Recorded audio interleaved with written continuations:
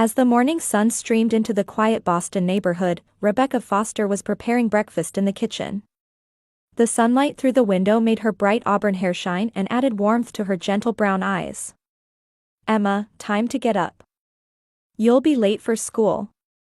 As she headed toward her 10-year-old daughter Emma's room, Rebecca enjoyed the aroma of coffee she had brewed for her husband Ethan. Her life was filled with genuine happiness. After lightly knocking on Emma's door, a small voice responded, "I'm up, Mom." When she opened the door, Emma was already changing into her uniform and brushing her hair. The light reddish-brown birthmark that spread from her left cheek to her neck was something she had been born with. Though Rebecca had worried about it at first, now it was simply a cherished part of her daughter's uniqueness. "I have a math test today." "I prepared well," Emma said with a serious expression. Her sincerity and kindness always warmed Rebecca's heart. "Wonderful. Daddy's up too, so let's have breakfast together."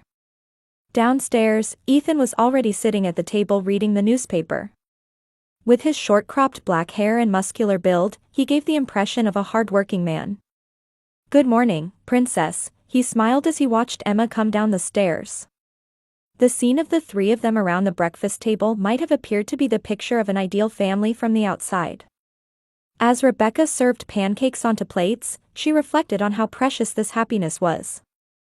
After struggling as a single mother, her life had changed dramatically in the 5 years since marrying Ethan. "What's your schedule today?" Ethan asked while drinking his coffee. "Paperwork at the office this morning, then meeting with a client in the afternoon," Rebecca replied. She worked as an interior designer from her home office. "I'm going to inspect a new building on the north side today. Should be home by evening." Ethan's explanations about his work were always concise. Rebecca's mother Martha and sister Olivia mistakenly thought of Ethan as just a janitor. In reality, he was the CEO of Evergreen Facilities, a building management company, but he sometimes did cleaning work himself to maintain a connection with the field operations. Ethan never bothered to correct their misunderstanding. His humble nature disliked showing off his position or wealth. After Emma left for school, Rebecca's cell phone rang. Her sister Olivia's name appeared on the screen. "Hello, Olivia?" "Rebecca." "Big news."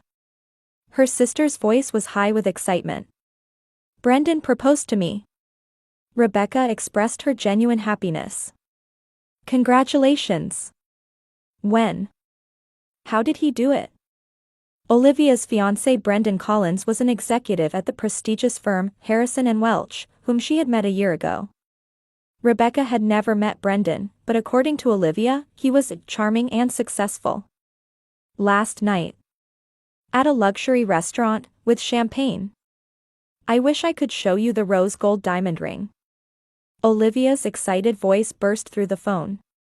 "I told Mom too. She's absolutely thrilled." Rebecca felt truly happy for her sister. But at the same time, she could imagine her mother Martha's reaction. Martha always had strong opinions about her daughter's marriage partners. Olivia's good marriage would be a source of pride for her. Meanwhile, Rebecca's choice was something Martha secretly looked down upon. That evening, as Rebecca had anticipated, Martha called. "You heard from Olivia, right? It's wonderful. Brendan is such a fine man, perfect for Olivia. Harrison & Welch is one of the top firms in the country." Rebecca smiled on the other end of the phone. "Yes, I'm glad Olivia seems happy. She's always made the right choices." Martha's words contained an implicit criticism of Rebecca. "By the way, how is your, husband doing?" "Ethan is fine, Mom. Work is going well." "Well, that's good." Martha's voice had lost its enthusiasm.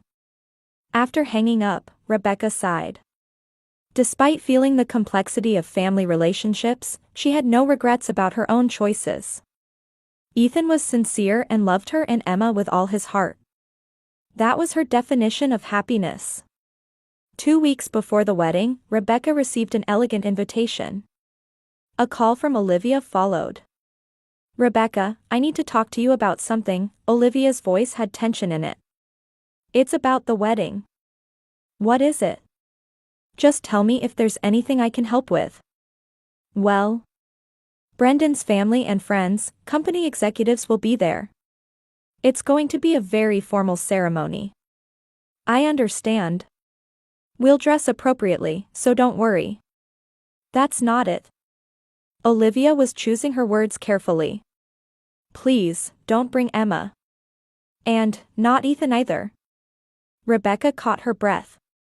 What are you saying? I'm sorry. But I don't want Emma's, that birthmark on her face in the photos. And Ethan is, well, he's a janitor, right? It would be embarrassing in front of Brendan's company people. As Rebecca struggled for words, Martha got on the phone. Rebecca, please understand. This is the most important day of Olivia's life. Everything has to be perfect. But, Mom. Martha made a sound like a derisive snort. To be honest, your child has a face I don't want in photographs. Rebecca bit her lip and lowered her head. On the other end of the phone, her family seemed to interpret her silence as agreement. Good, I'm glad you understand. Olivia's voice was filled with relief. Of course, just you should come. We're sisters after all. After hanging up, Rebecca collapsed at the kitchen table. How would she explain this to Ethan and Emma?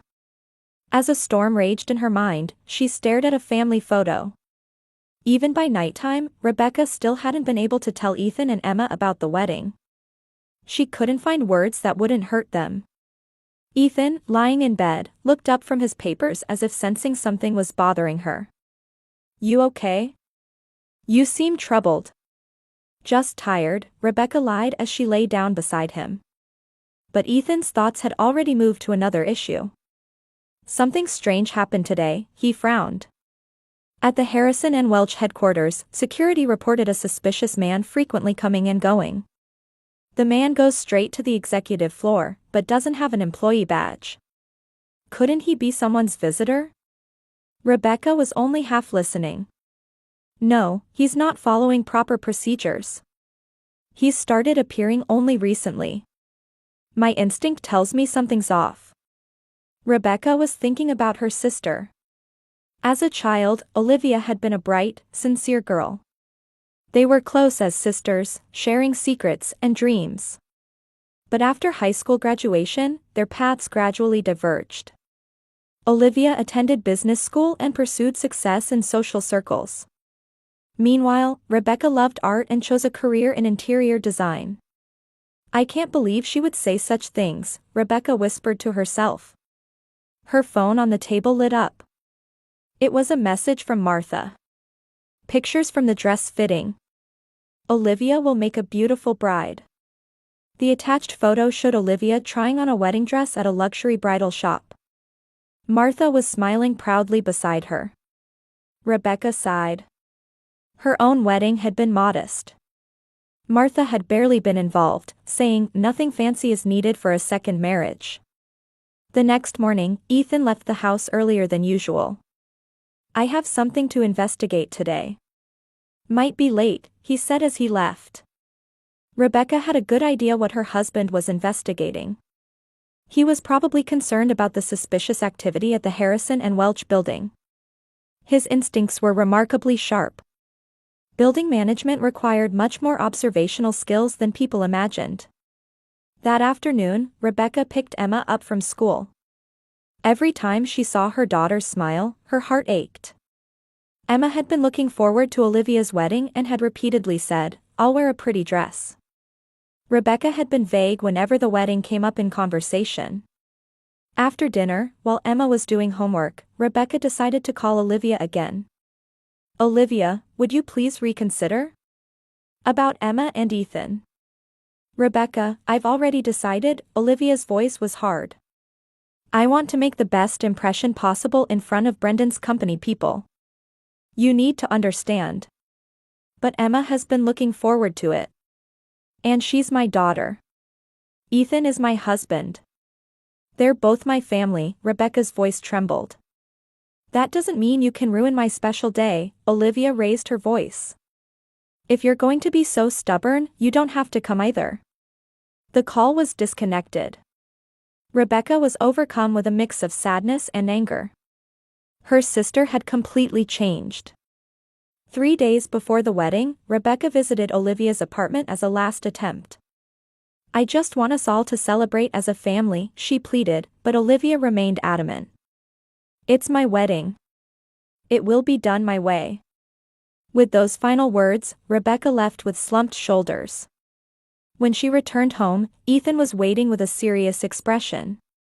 A stranger sat beside him. "Rebecca, this is Mike Johnson. He's a private investigator who conducted some research at my request." Rebecca was confused. "Research about what?" Ethan took a deep breath. "About Olivia's fiancé, Brendan Collins." "What?" "His real name is Robert Markworth. He's a con artist," Mike said matter-of-factly. "Over the past 10 years, he's gotten engaged to 3 wealthy women and run off with their assets. The real Brendan Collins died 5 years ago, and he's been using that identity." Ethan spread documents on the table. "Here's the evidence. His real face, criminal record, testimonies from previous victims. And his name isn't on the Harrison and Welch employee roster. I checked the company's security system and he's been entering without a proper employee badge. He's probably bribing the security guards." Rebecca collapsed into a chair. "I can't believe it." "Unfortunately, this is the truth," Ethan took her hand. "That's why he didn't want to be photographed. He barely posts face photos on social media. And his suggestion to Olivia about keeping distance from family might have been because he feared his true identity would be exposed." Rebecca was shocked but quickly shifted to practical thinking. "We need to tell Martha and Olivia." "They won't believe us now," Ethan said cautiously. "They're under his spell. Given how they feel about us, any warning would just be seen as trying to interfere." "Then what should we do?" "The wedding is the day after tomorrow. Tomorrow, we'll submit evidence to the police. Then, we'll prepare for the wedding day. If he runs before the ceremony, that will be proof. If he shows up, the police will be waiting." Rebecca cried quietly amid the confusion. Her desire to protect her sister conflicted with the pain of rejection. Ethan gently embraced her, whispering, "Whatever happens, we're family. We'll get through this together." On the morning of the wedding day, Rebecca was drinking coffee while gazing at the sunlight streaming through the kitchen window. Her mind was in turmoil. "I think we should notify the police and stop the ceremony," Rebecca pleaded with Ethan. "We have evidence." Ethan slowly shook his head. "The police are taking action. But they need concrete evidence. Even if he is a con artist, they can't make a preventive arrest unless he commits a crime before the wedding. And Martha and Olivia won't listen to anything we say. But to stand by and watch my sister marry a con artist." "I understand," Ethan said quietly.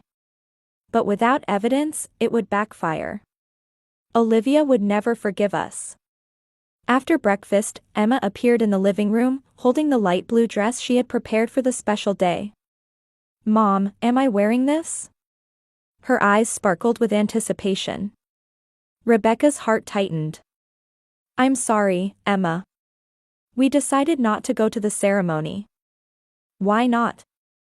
Emma's expression clouded. "I wanted to see Grandma and Aunt Olivia."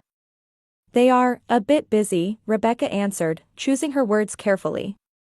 "Weddings are hectic. Let's have a special day at home instead. We'll watch movies and order pizza. How does that sound?" Emma was clearly disappointed but nodded. "I made a present for Aunt Olivia. Can't I give it to her?" "You can give it to her later," Rebecca's heart ached. She was proud of her daughter's kind heart, while wanting to protect her from the family's complicated circumstances. During the morning, Ethan made several phone calls. He was in contact with the police and the private investigator, Mike.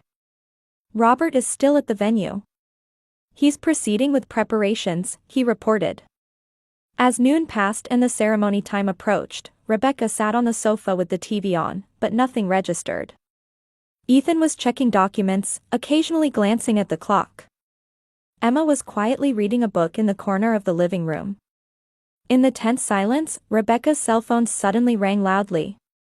Olivia's name appeared on the screen. Rebecca answered in surprise. Olivia. From the other end, she heard sobbing and a trembling voice. Rebecca, please, help me. Something terrible has happened. Rebecca stood up, sending a glance toward Ethan. What happened? Calm down and tell me. Brendan. Brendan has disappeared. Olivia said between sobs. When I went to the wedding venue, he wasn't there. Nothing has been paid for, the venue staff is demanding cancellation fees. Mom is telling guests he left on urgent business, but... Olivia's voice became broken. Actually, I got a call from security. They said a suspicious man left in a hurry with luggage. Ethan was standing beside Rebecca, listening to the conversation. His expression hardened. Olivia, I'm coming right now, Rebecca said immediately. Where are you? The venue. Central Garden Hotel. Olivia answered in a despairing voice. After hanging up, Rebecca and Ethan quickly sprang into action. Emma, we're going to leave you with Mrs. Thompson next door. It's an emergency. 20 minutes later, Rebecca and Ethan arrived at the Central Garden Hotel. Confused guests had gathered in front of the hotel ballroom. Martha could be seen trying to explain something to them. Martha turned pale for a moment when she saw Rebecca and Ethan. I didn't ask you to come, she said in a low voice. But Olivia called for help, Rebecca replied firmly. Where is she? In the bridal suite, but... Rebecca moved forward without waiting for Martha to finish. Ethan hesitated a moment, then approached Martha. Ma'am, Ethan said in a calm voice. There's something I want to make clear. Martha looked anxiously at Ethan. You are? I'm not a janitor, but the founder and CEO of Evergreen Facilities, Ethan said quietly. And your future son-in-law is a con artist.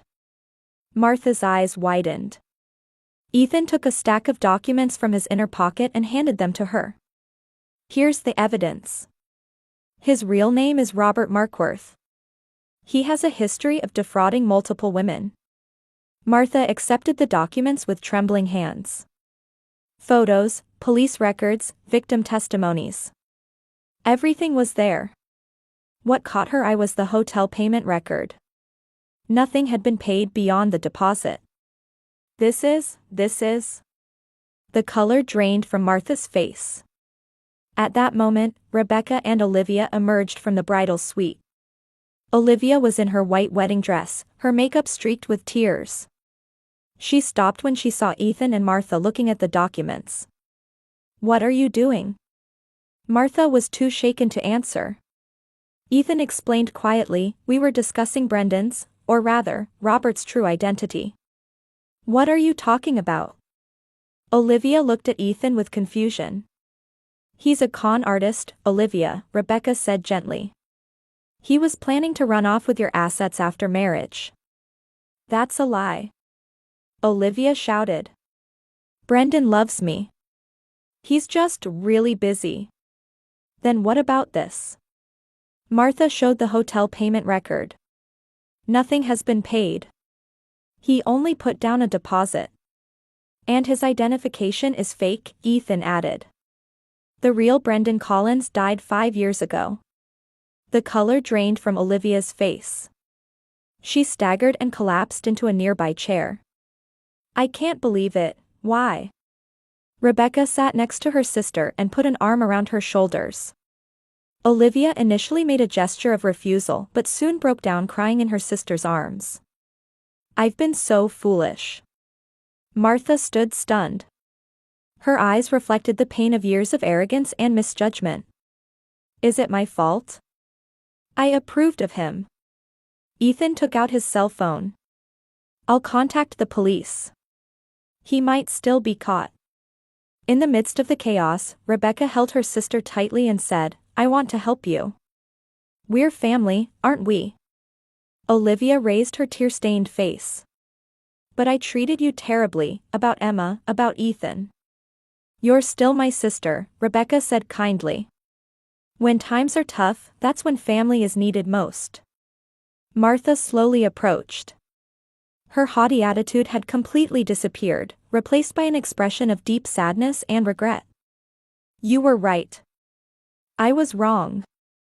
The lobby of the Central Garden Hotel was filled with confusion and distress. Ethan was talking with the hotel manager, trying to resolve the situation. The police had already arrived and were gathering information about Robert Markworth, the fake Brendan Collins. "My company will guarantee the payment," Ethan quietly told the manager. "Please treat the guests with courtesy." Rebecca was supporting Olivia as they moved to a small conference room. Martha was there too. Her stern expression had crumbled, and deep regret showed on her face. How could this happen? Olivia kept mumbling. Her white dress was now wrinkled, and her makeup was streaked with tears. "It's okay," Rebecca squeezed her sister's hand. "You did nothing wrong. He has deceived many people." Martha stood by the window, looking outside. "It's my fault," her voice trembled. "I trusted him so much, and rejected you." Ethan entered the room. His expression was serious, but he maintained his composure. "I heard from the police. There's a record of Robert's credit card being used at the airport. He's already trying to escape." "No." Olivia's voice trailed off. "That's not all," Ethan continued. "When the police searched his room, they found fake bank books and documents. It seems he was planning to move assets immediately after the wedding." Rebecca placed her hand on Olivia's shoulder. "Can the police catch him?" "The chances are high," Ethan nodded. "Police are waiting at the airport. Plus, he's wanted for other fraud cases." Martha quietly approached. "What should we tell the guests?" "I'll speak to them," Ethan said in a calm voice. "We'll just say the ceremony is postponed due to an emergency. Details can come later, after Olivia has recovered." Martha stared at Ethan. "You really are a company CEO?" "Yes," Ethan answered concisely. "Evergreen Facilities. We actually manage this building too." A complex expression crossed Martha's face. In her eyes was the color of remorse for years of prejudice and misunderstanding. "I had misjudged you. There are more important matters now," Ethan said kindly.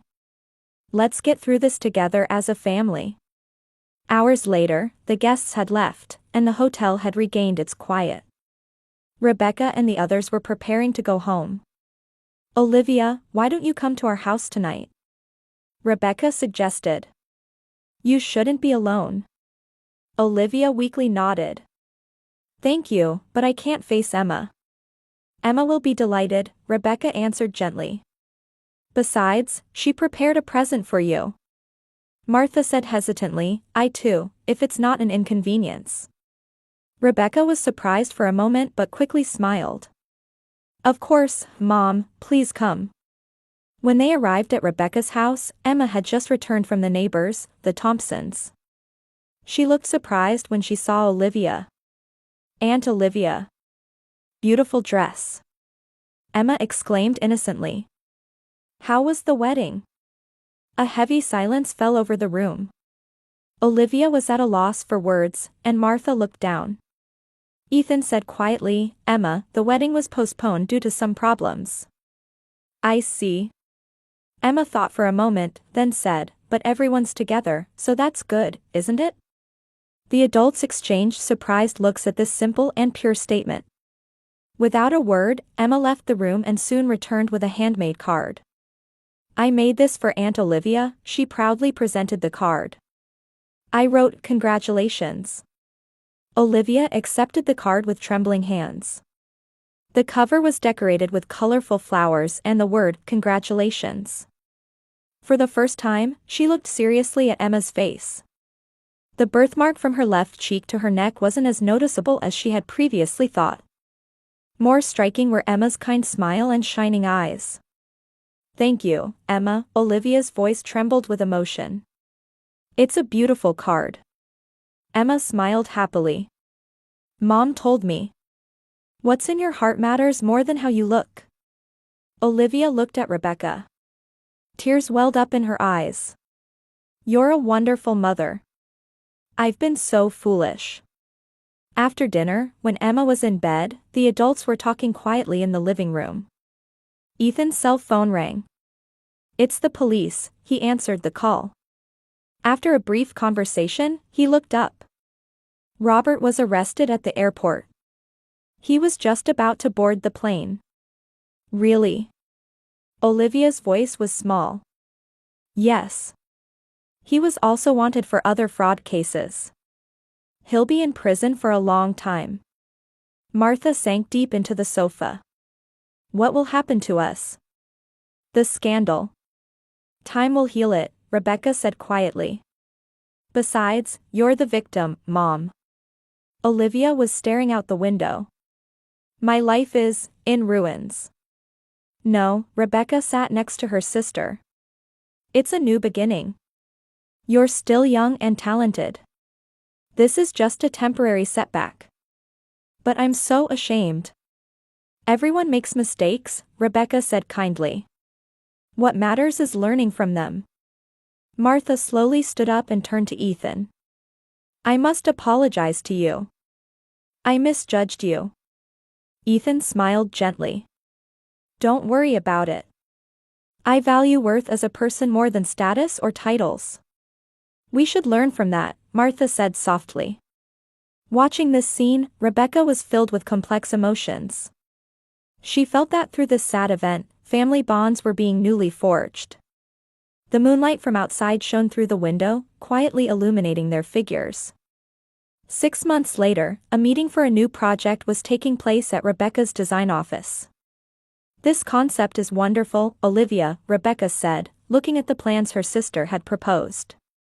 "It maintains a sophisticated atmosphere while using environmentally friendly materials." Olivia smiled. She had been working at Rebecca's company for 3 months. She was studying to get her interior design qualification while gaining practical experience.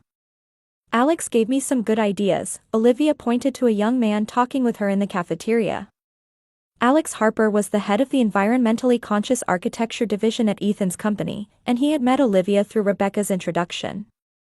The two had become close through projects and had recently started spending time together outside of work. "He's very serious and sincere," Olivia said with a soft expression. "He's someone who sees what truly matters, more than position or fame." Rebecca was happy to see her sister's transformation. Olivia seemed to be finding her true self, freed from her previous shallow values. Around the same time, at the state prison courtroom, Robert Markworth was being sentenced. With Martha's resolute testimony added, he received a 10-year prison sentence for fraud. As he was leaving the courtroom, Robert threw final words at Olivia. "You chose me for money. We're alike." Olivia stared at him and said quietly, "No. I learned from my mistake. I'm different from you." On Thanksgiving Day, Martha was invited to Rebecca's home. At first, she seemed uncomfortable. Having moved from her large mansion in Maplewood to a modern small apartment, Martha was almost unrecognizable from the former social butterfly. "Grandma, this is for you," Emma presented a handmade card to Martha.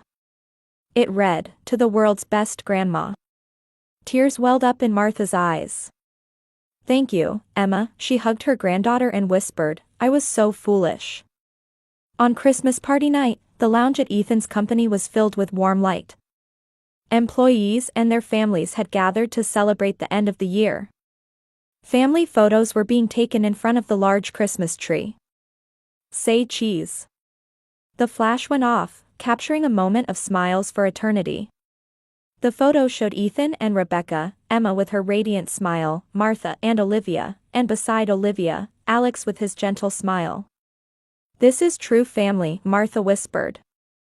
On the way home, Rebecca squeezed Ethan's hand in the car. In the back seat, Emma had fallen asleep. "Happy?"